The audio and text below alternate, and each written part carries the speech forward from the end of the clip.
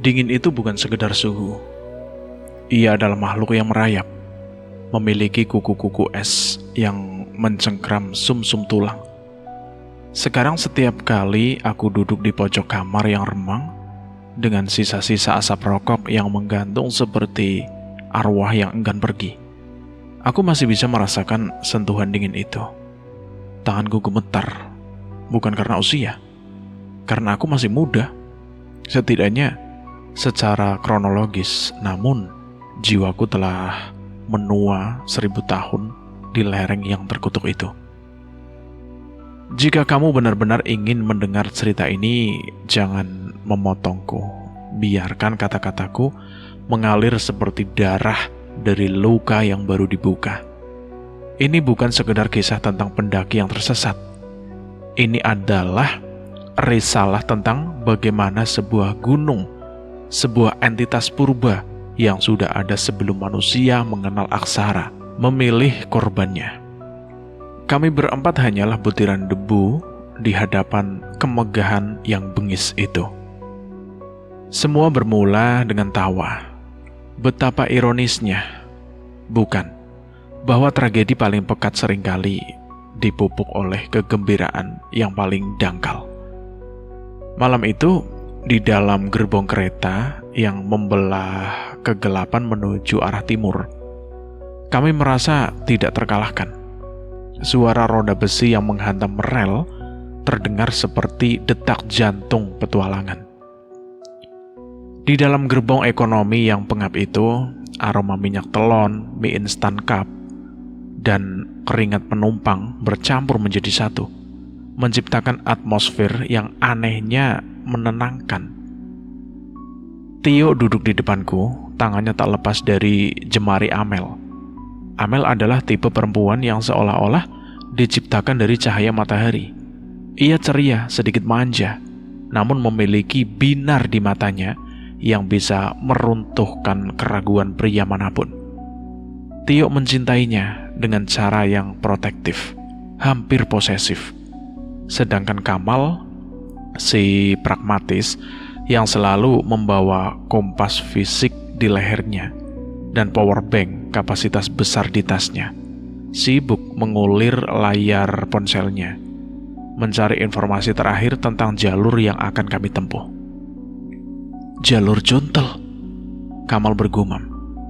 Cahaya ponselnya memantul di kacamatanya yang tebal.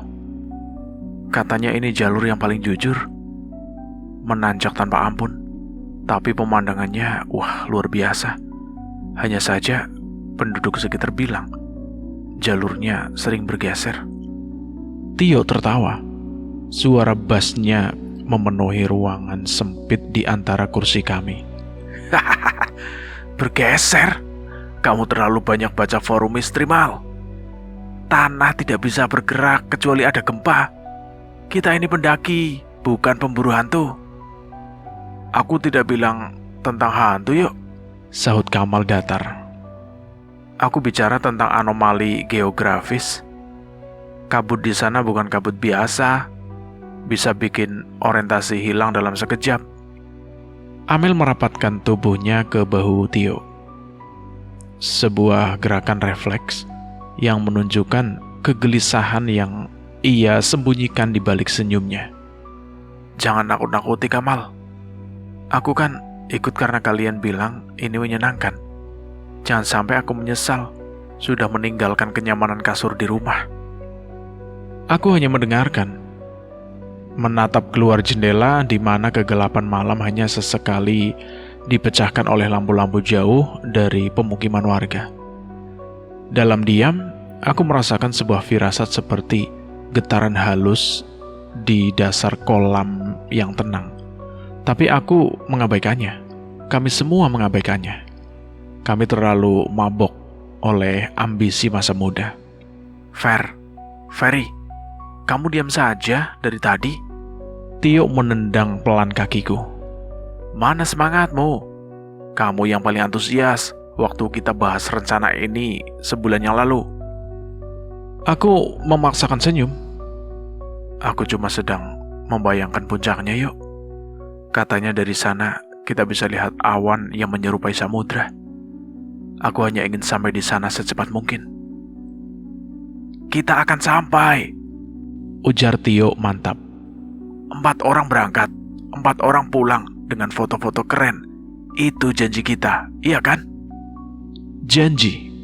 Betapa rapuhnya kata itu jika diadu dengan kehendak alam yang tak kenal belas kasihan. Kami tiba saat fajar menyingsing, disambut oleh udara yang begitu tajam hingga terasa seperti pisau yang mengiris paru-paru. Setelah perjalanan panjang, kami menyewa sebuah mobil tua, sebuah Avanza hitam yang nampak letih, untuk membawa kami menuju titik awal pendakian. Sopirnya adalah seorang lelaki tua dengan kulit yang menyerupai kulit kayu, pecah-pecah, gelap, dan penuh dengan guratan pengalaman. Matanya keruh, namun saat kami menyebutkan bahwa tujuan kami adalah melalui jalur Cuntel, ada kilatan aneh yang melintas di pupilnya. Sebuah kilatan yang mirip dengan belas kasihan. "Cuntel ya?" tanyanya dengan suara serak, seolah-olah tenggorokannya dipenuhi pasir. "Jarang anak-anak muda seperti kalian mau lewat sana sekarang. Biasanya mereka lewat jalur yang lebih ramai, yang jalurnya sudah jelas." "Kami mencari tantangan, Pak," jawab Tio dengan nada bangga yang khas. Sopir itu terdiam lama, matanya menatap lurus ke jalan menanjak yang berkelok-kelok di antara kebun sayur penduduk. "Gunung itu bukan tempat mencari tantangan, Le. Gunung itu tempat untuk bercermin. Jika hatimu kotor, dia akan menunjukkan kekotorannya. Jika hatimu sombong, dia akan meremukan kesombonganmu." Kamal sedikit tertawa sinis. "Kami hanya ingin mendaki, Pak, menikmati ciptaan Tuhan." "Tuhan punya banyak ciptaan di atas sana," bisik sopir itu. Hampir tidak terdengar di tengah deru mesin mobil yang kepayahan untuk menanjak. "Beberapa di antaranya diciptakan untuk tidak dilihat oleh mata manusia. Pesan saya hanya satu: jika kalian mendengar suara yang tidak seharusnya ada di sana, suara tangis perempuan atau tawa anak kecil yang rasanya terlalu dekat di telinga, berhentilah, jangan diteruskan. Balik kanan, lalu kalian tidak akan pernah menemukan jalan pulang." Amel nampak memucat. Ia menggenggam tangan Tio lebih erat. Namun Tio hanya memberikan pandangan. Orang tua ini bicara omong kosong. Kami tertawa pelan, menganggapnya sebagai bumbu lokal yang biasa diberikan kepada pendaki kota untuk menambah sensasi ngeri. Saat kami turun dari mobil di base camp, udara terasa berbeda. Ada keheningan yang tidak biasa. Burung-burung tidak berkicau. Mereka seolah-olah sedang menahan nafas. Desa terakhir ini nampak damai, namun ada aura isolasi yang mencekam. Kami mulai melangkah tepat jam 10 pagi. Sinar matahari terasa hangat, menembus celah-celah pohon pinus yang menjulang tinggi seperti pilar-pilar katedral alam. Langkah kami mantap, memecah kesunyian hutan dengan tawa dan kelakar. "Lihat ini!" teriak Kamal sambil menunjuk ke arah lembah yang mulai mengecil di bawah kami. "Siapa yang butuh, Mal, kalau punya pemandangan seperti ini?" Amel mulai merasa nyaman. Ia mengeluarkan ponselnya, mengambil beberapa foto selfie dengan latar belakang kabut tipis yang mulai menari di kejauhan. "Kamu bener yuk, ini indah sekali. Maaf ya, tadi aku agak ketakutan gara-gara bapak sopir itu." Tio merangkul bahunya. "Sudah kubilang kan, dia cuma mau bikin kita takut supaya kita bayar lebih atau semacamnya. Kita aman, Mel. Ada aku, ada Kamal, si kompas berjalan, dan ada Ferry yang selalu waspada." Aku tersenyum tipis. Meski di dalam hati ada sesuatu yang mengganjal. Aku memperhatikan pohon-pohon di sekitar kami. Kulit pohonnya nampak aneh. seolah-olah ada wajah-wajah yang terukir secara alami di sana. Dengan ekspresi kesakitan yang membeku, dan setiap kali angin berhembus, daun-daun itu berbisik, bukan suara gemerisik biasa, tapi seperti suara ribuan orang yang sedang berbisik dalam bahasa yang sudah punah. Ferry, jangan melamun, jalannya makin anjak nih, teriak Kamal dari depan. Aku mempercepat langkah. Jalur cuntel memang tidak main-main. Tanah merah yang licin dan akar-akar pohon yang menonjol keluar seperti akar-akar raksasa membuat setiap langkah membutuhkan tenaga ekstra. Namun di hari pertama itu, fisik kami masih prima. Semangat kami masih membumbung tinggi. Malam pertama kami mendirikan tenda di pos 2, sebuah area datar yang cukup luas, dikelilingi oleh pepohonan rimbun yang memberikan perlindungan dari angin gunung yang mulai menderu. Kami memasak mie instan. Aroma yang gurih merangsang selera makan yang sempat hilang karena kelelahan. Di depan perapian kecil yang kami buat, Tio mulai bercerita. Dia adalah pendongeng yang ulung, dan sayangnya malam itu dia memilih tema yang salah. Kalian tahu cerita tentang pasar setan di gunung ini? Tanyanya dengan nada suara yang sengaja diperendah. Yuk, jangan mulai deh. Potong Amel, meski matanya menunjukkan rasa penasaran. Katanya, lanjut Tio, mengabaikan protes pacarnya. di titik-titik tertentu, jika kamu beruntung atau mungkin sial, kamu akan mendengar suara keramaian, suara orang tawar-menawar, suara gamelan, bahkan aroma masakan. Tapi saat kamu buka mata, yang ada cuma kabut dan batu. Dan jika kamu tanpa sengaja membeli sesuatu di sana dengan uang manusia, kamu tidak akan pernah bisa keluar dari pasar itu selamanya. Itu hanya mitos untuk menjaga etika pendaki agar tidak sembarangan, Kamal menimpali sambil mengaduk kopinya. Secara ilmiah, itu adalah halusinasi akibat kurangnya oksigen atau hipoksia. Otak kita menciptakan suara-suara yang familiar untuk mengisi kesunyian yang ekstrim. Ya, mungkin saja, kata Tio sambil nyengir. Tapi bagaimana kalau suara itu benar-benar ada? Bagaimana kalau kita sekarang ini sedang diawasi oleh ribuan mata yang tidak bisa kita lihat? Tepat saat Tio mengucapkan kalimat itu, sebuah dahan pohon besar di dekat tenda kami patah dengan suara kerak yang sangat keras. Kami semua tersentak. Amel menjerit kecil dan langsung memeluk Tio. Kami terdiam, menunggu. Hening, hanya suara api yang berderak memakan kayu kering. Cuma dahan mati, Mel, bisik Tio, meski aku bisa melihat jakunnya naik turun. Dia juga takut. Malam itu, kami tidur berdesakan di dalam tenda. Aku berada di posisi paling pinggir, dekat dengan dinding parasut tenda. Sepanjang malam, aku merasa ada sesuatu yang menggesek bagian luar tenda itu. Pelan sekali, seperti gesekan kuku yang panjang dan tajam yang ditarik dari atas ke bawah. Aku menutup mata rapat-rapat, mencoba meyakinkan diriku bahwa itu hanyalah angin atau daun yang jatuh.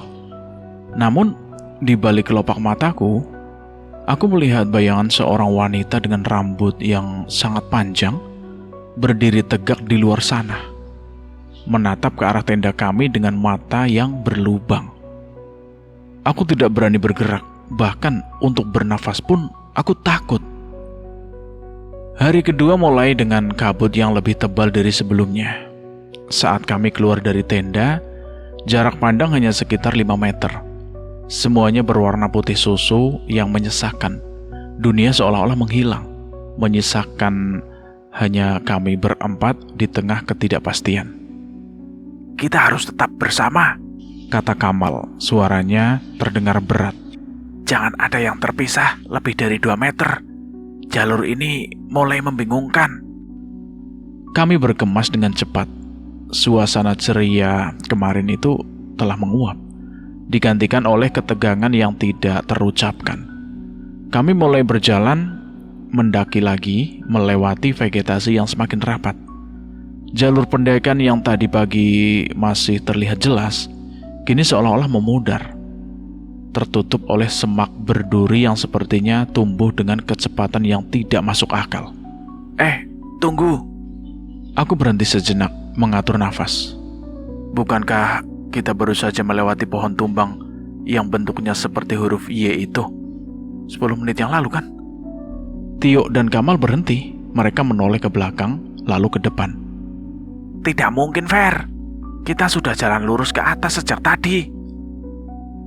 Tapi itu, aku menunjuk ke arah kiri. Di sana, sebuah pohon tumbang yang persis sama dengan yang aku maksud, berdiri tegak dengan bentuk huruf Y yang aneh. Kamal memeriksa kompas di ponselnya. Wajahnya berubah dari bingung menjadi panik. Ini gila. Kompasnya berputar terus, tidak mau menunjukkan arah utara. Mungkin ada kandungan biji besi yang tinggi di tanah ini, kata Tio, mencoba mencari logika, namun suaranya bergetar. Atau mungkin kita memang sedang berputar-putar, bisik Amel. Wajahnya pucat pasi, matanya berkaca-kaca. Aku ingin pulang yuk, perasaanku tidak enak. Tenang Mel. Kita hanya perlu terus naik. Selama kita naik, kita akan sampai ke puncak, dan dari sana jalurnya akan lebih jelas.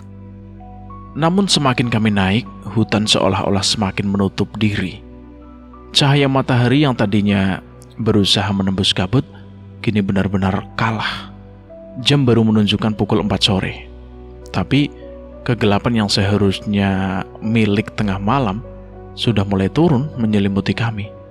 Lalu kami mendengarnya. Sebuah isakan sayup-sayup namun menusuk hati. Suara seorang perempuan yang sedang menangis terseduh-seduh. Seolah-olah dia baru saja kehilangan segala yang berharga di dunia ini. Suara itu datang dari lembah di bawah kami.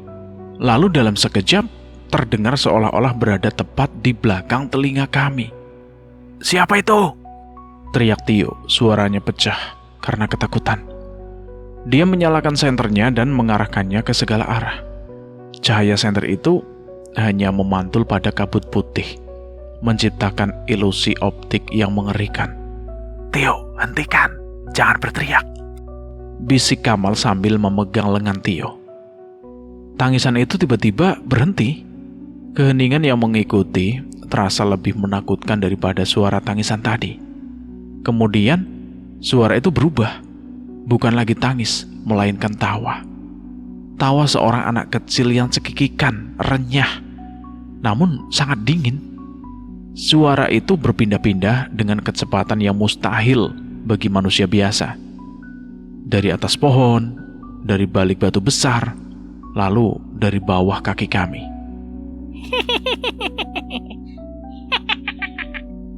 Amel jatuh tertunduk. Dia menutup telinganya dengan kedua tangan. Aku takut. Pergi kalian. Kita harus buat tenda sekarang juga. Kita tak bisa jalan dalam kondisi seperti ini. Kita akan jatuh ke jurang kalau nekat, pintaku pada yang lain.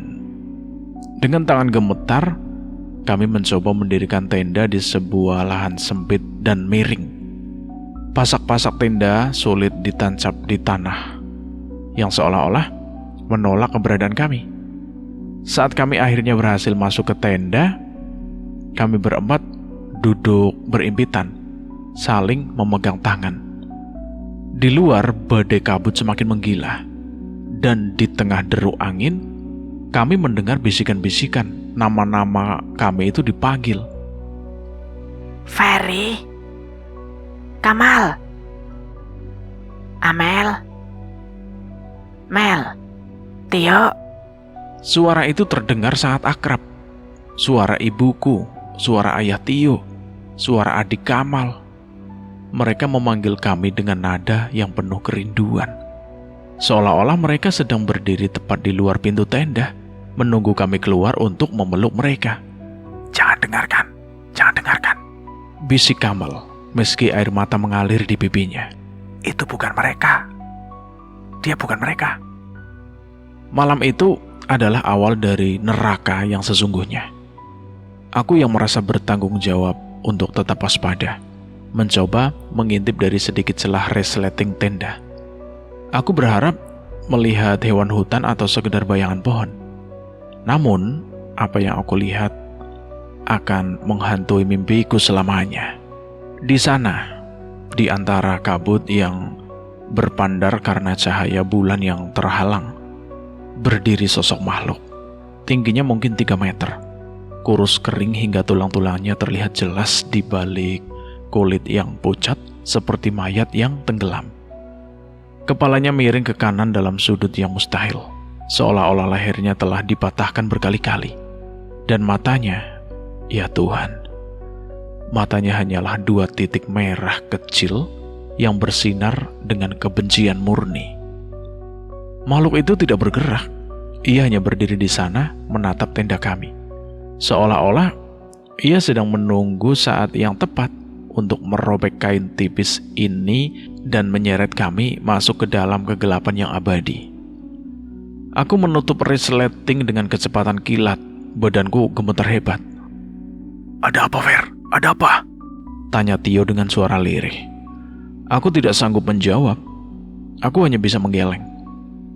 Jika aku memberitahu mereka apa yang aku lihat, aku takut kewarasan kami yang tersisa itu akan hancur seketika.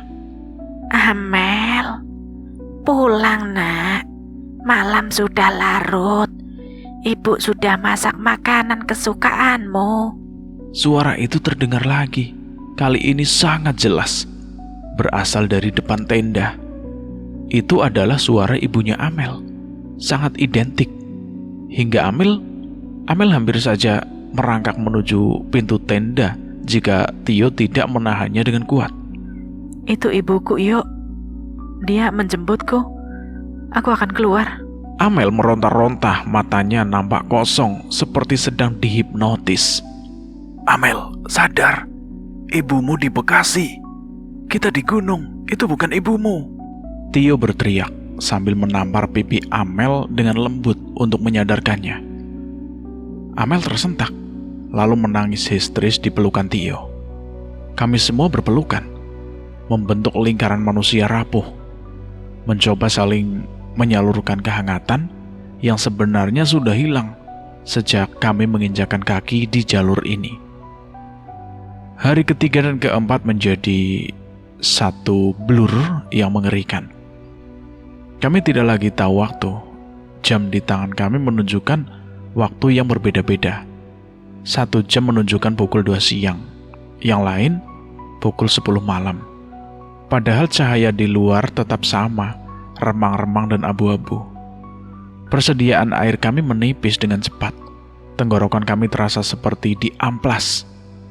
Kami mencoba mencari sumber air, namun yang kami temukan hanyalah sebuah aliran kecil yang berwarna kemerahan dan berbau anyir, seperti darah yang dicampur dengan tanah.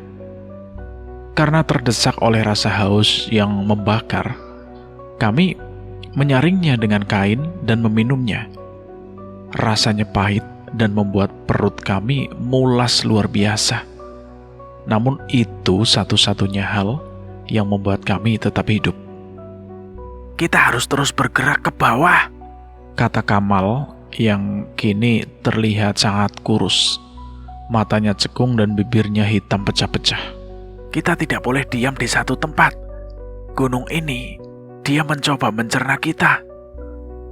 Gimana kalau kita memang tidak akan pernah keluar? Tanya Tio tiba-tiba. Dia sedang mengobati kakinya yang mulai melepuh. Gimana kalau kita sudah mati dan ini adalah neraka kita? Jangan bicara sembarangan, yuk. Bentakku, meski pikirannya yang sama juga menghantuiku. Kami terus berjalan, namun jalur yang kami lalui seolah-olah berputar. Setiap kali kami merasa sudah terjun jauh, kami akan menemukan diri kami kembali ke area yang mirip dengan tempat kami berkemah sebelumnya. Pepohonan di sini nampak semakin aneh. Akar-akarnya seolah-olah bergerak pelan, saat kami tidak melihat, mencoba mengikat pergelangan kaki kami. Amel adalah yang paling menderita. Dia mulai sering mengigau. Dia berbicara dengan seseorang yang tidak ada di sana, tertawa kecil, lalu menangis tiba-tiba. Dia menolak makan dan hanya minum sedikit. Lihat Tio, ada pesta di sana. Bisik Amel sambil menunjuk ke arah tebing curam. Banyak orang memakai baju putih. Mereka mengajakku menari. Tio memeluknya dengan erat. Air matanya jatuh ke rambut Amel yang kusam dan penuh tanah. Tidak ada apa-apa di sana, Mel. Hanya kabut. Jangan lihat ke sana. Malam kelima adalah puncak dari segala kengerian. Kami sudah tidak kuat lagi mendirikan tenda dengan benar. Kami hanya menyampirkan kain tenda di atas dahan pohon dan duduk berhimpitan di bawahnya. Kegelapan malam itu terasa begitu padat, seolah-olah bisa disentuh. Tiba-tiba, Tio yang tadinya sedang mencoba tidur di bahuku berteriak dengan suara yang paling mengerikan yang pernah aku dengar. Ada yang narik kakiku. Tolong, sakit. Aku dan Kamal langsung menyalakan senter. Cahaya senter kami menangkap pemandangan yang akan membuat siapapun kehilangan akal sehat. Dari balik kegelapan di bawah kain tenda, sepasang tangan yang sangat panjang, mungkin sepanjang 1 meter, muncul dari tanah. Tangan itu berwarna hitam legam, kulitnya keriput dan mengelupas seperti bekas terbakar, dengan kuku-kuku kuning yang panjang dan juga runcing. Tangan itu mencengkram pergelangan kaki Tio, menariknya dengan kekuatan yang luar biasa menuju kegelapan di luar jangkauan cahaya kami. Tio berpegangan pada akar pohon, wajahnya merah padam karena menahan sakit dan kekuatan. Tolong, jangan biarkan dia membawaku. Kamal dengan keberanian yang muncul dari rasa putus asa, meraih parang kecil yang selalu ia bawa di pinggangnya. Dengan teriakan kalap, ia menebaskan parang itu ke arah tangan hitam tersebut. Mati kau! Mati kau! Parang itu mengenai pergelangan tangan makhluk itu. Namun, tidak ada darah merah yang keluar. Yang ada hanyalah cairan hitam kental yang berbau seperti bangkai yang sudah membusuk berbulan-bulan. Tangan itu mengeluarkan suara mendesis, seperti daging yang dipanggang, lalu perlahan-lahan melepaskan cengkramannya dan tenggelam kembali ke dalam tanah. Tio ambruk, terengah-engah. Kami segera memeriksa kakinya. Di pergelangan kakinya terdapat 4 bekas tusukan kuku yang dalam. Luka itu tidak mengeluarkan darah merah, melainkan langsung berubah menjadi hitam keunguan, dan bau busuk mulai tercium dari sana. Ini infeksi, bukan luka biasa. Bisik Kamal, tangannya gemetar saat mencoba membalut luka itu dengan sisa kain bersih. Amel hanya duduk terpaku, matanya melotot menatap tempat di mana tangan itu muncul. Dia tidak menangis lagi, dia hanya tertawa kecil, tawa yang sangat mirip dengan tawa anak kecil yang kami dengar di hari kedua. Dia mau kita semua. Dia lapar. Gunung ini lapar. Bisik Amel dengan suara yang datar dan dingin. Di hari di mana harapan kita benar-benar mati, Amel sudah tidak bisa berdiri, tubuhnya terasa sangat ringan, seolah-olah jiwanya sudah mulai meninggalkan raganya. Kami harus menggendongnya bergantian. Tio meski kakinya pincang dan lukanya mulai bernanah hebat, bersikeras ingin menggendong Amel. Aku yang bawa dia. Dia pacarku. Aku yang mengajaknya ke sini. Ini salahku. Gumam Tio berulang kali seperti mantra. Kami berjalan tertatih-tatih di bawah guyuran hujan dingin yang tiba-tiba turun. Air hujan itu terasa perih di kulit, seperti tetesan asam. Pandangan kami semakin kabur. Aku berdiri, mulai melihat bayangan-bayangan di pinggir mataku. Orang-orang tanpa wajah yang berdiri di antara pepohonan, menunjuk ke arah kami dan berbisik. Sebentar lagi, sebentar lagi. Sore itu saat kami sedang beristirahat di bawah sebuah ceruk batu, Amel tiba-tiba meraih tangan Tio. Tio, Suaranya sangat lemah, hampir seperti hembusan angin. Iya Mel, aku di sini. Kita akan segera sampai ke bawah. Sabar ya. Amel tersenyum. Itu adalah senyum paling tulus, namun paling menyedihkan yang pernah aku lihat. terima kasih sudah mencintaiku. Lalu, tubuh Amel tiba-tiba menjadi kaku. Matanya terbuka lebar, namun pupilnya mengecil hingga hampir hilang. Dadanya berhenti naik turun. Amel, Amel, Tio mengguncang-guncang tubuhnya. Amel, jangan bercanda. Bangun. Tiba-tiba dari mulut Amel yang terbuka, keluar sebuah suara. Itu bukan suara Amel. Itu adalah suara seorang laki-laki tua yang sangat berat, serak, dan penuh dengan nada kemenangan. Terima kasih sudah antar ke sini. Persembahan yang manis. Setelah suara itu menghilang, tubuh Amel menjadi lemas. Dia telah pergi di tempat yang paling tidak terbayangkan, dengan cara yang paling mengerikan. Tio meraung, suaranya membelah kesunyian gunung. Sebuah teriakan duka yang begitu dalam, hingga aku merasa gunung ini pun ikut bergetar. Dia memeluk mayat Amel, menolak untuk melepaskannya. Kami mencoba menariknya, memberitahunya bahwa kami harus tetap bergerak jika ingin selamat. Namun Tio sudah kehilangan akal sehatnya. Aku tidak akan meninggalkan dia. Pergi kalian. Biarkan aku di sini bersama Amel. Kami terpaksa menunggu sampai Tio kelelahan dan pingsan. Dengan hati yang hancur, kami membungkus jenazah Amel dengan jas hujan satu-satunya yang masih utuh, meletakkannya di bawah ceruk batu, dan menutupinya dengan dedaunan. Kami tidak punya alat untuk menggali kubur, dan tenaga kami sudah habis. Maafkan kami, Mel. Bisikku sebelum kami melanjutkan perjalanan, menyeret Tio yang masih setengah sadar. Hari berikutnya, tragedi belum selesai. Tio berjalan seperti zombie, matanya kosong, tidak ada lagi cahaya kehidupan di sana. Saat kami sedang menuruni lereng yang sangat licin karena lumut dan hujan, Tio tiba-tiba berhenti. Dia melihat ke arah jurang di sebelah kanan kami. Amel, kamu di sana? Bisik Tio. Tio, jangan! Kembali ke jalur! Teriak Kamal.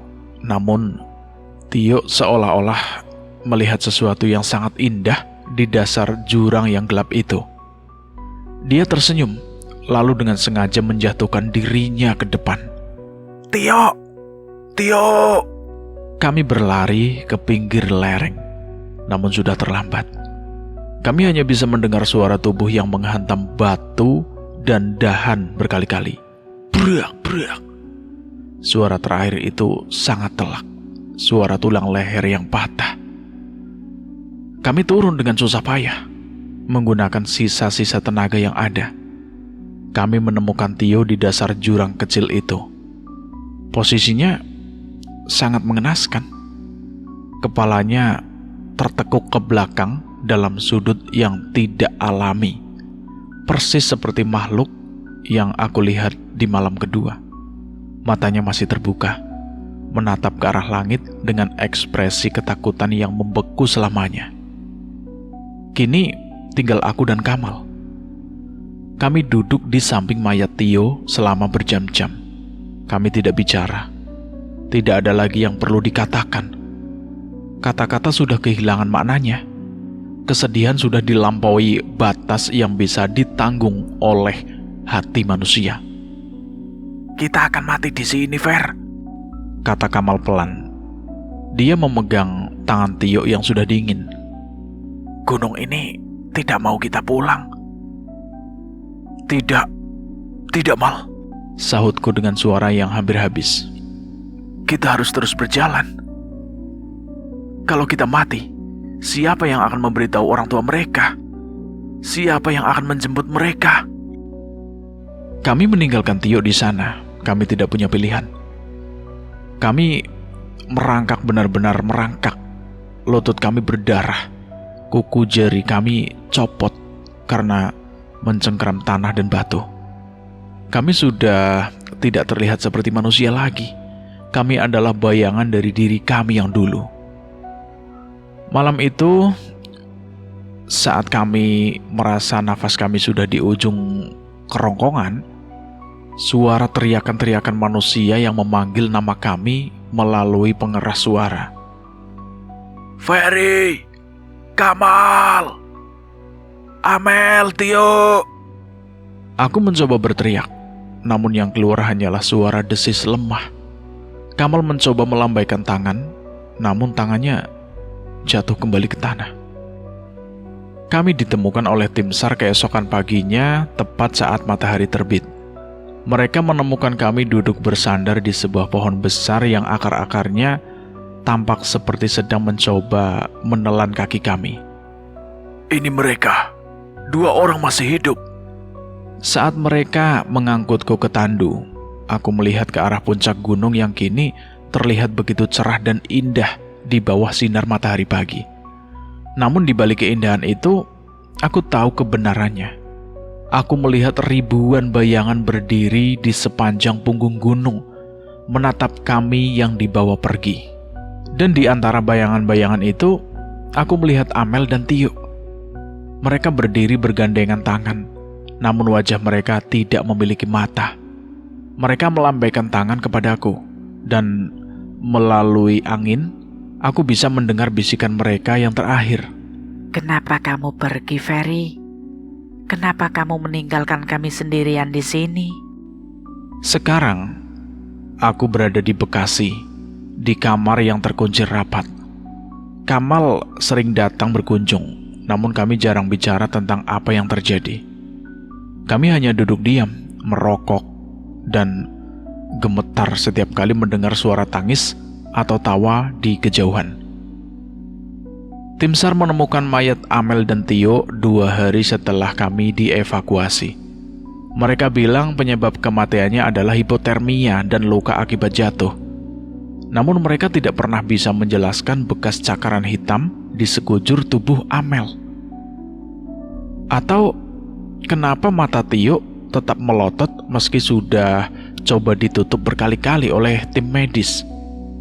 Dan yang paling membuat aku terjaga setiap malam adalah fakta yang baru aku ketahui setelah kami pulang. Aku mengunjungi Ibu Amel untuk memberikan bela sungkawa. Saat aku masuk ke rumahnya, aku melihat foto Amel di meja tamu, dikelilingi bunga sedap malam. Terima kasih sudah datang, Ferry, kata ibunya sambil menangis. Amel sangat ingin mendaki gunung itu. Dia bilang dia sering bermimpi dipanggil oleh seorang laki-laki tua dari sana sejak dia masih kecil. Aku tertegun mendengar ucapan ibunya. Sejak masih kecil, Bu? Iya, dia selalu bilang, Bu, ada kakek-kakek yang menunggu di gunung. Kami pikir itu cuma imajinasi anak-anak. Jantungku terasa berhenti berdetak. Jika Amel memang sudah dipanggil sejak kecil, lalu apa peran kami dalam semua ini? Apakah kami hanya pelengkap? Ataukah kami hanya tumbal agar ia bisa sampai ke sana? Namun ada sesuatu yang lebih gelap yang tidak pernah aku katakan pada siapapun, bahkan pada Kamal. Malam sebelum kami berangkat dari Bekasi, aku memeriksa kembali logistik di tas Tio saat dia sedang di kamar mandi. Di dalam kantong rahasia tasnya, aku menemukan sebuah bungkusan kain kafan kecil yang berisi tanah kuburan dan foto kami berempat yang sudah ditusuk jarum tepat di bagian jantung kami masing-masing. Tio bukan sekedar pendaki, dia membawa sesuatu yang lain, sesuatu yang dia gunakan untuk mengikat kami agar tetap bersamanya. Apapun yang terjadi, dia tidak ingin kehilangan Amel dan dia tidak ingin kehilangan kami. Dia ingin kami semua tetap bersama selamanya. Mungkin itu sebabnya gunung itu bereaksi begitu hebat. Tio membawa undangan yang salah ke rumah yang salah. Dan sekarang, setiap kali aku bercermin, aku melihat bayangan Tio berdiri di belakangku. Dia tidak lagi marah, dia hanya tersenyum. Sebuah senyuman yang berkata bahwa perjalanannya belum selesai.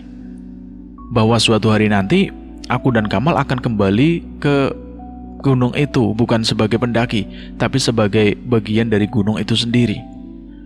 Karena di Gunung Merbabu lewat jalur Cuntel, tidak ada yang benar-benar bisa pulang. Bagian dari dirimu akan selalu tertinggal di sana, di dalam rahim kabut yang tidak pernah memaafkan. Terima kasih sudah mendengarkan cerita ini sampai habis. Semoga kalian sehat selalu, panjang umur, bahagia selalu, dan selalu dimudahkan segala urusannya.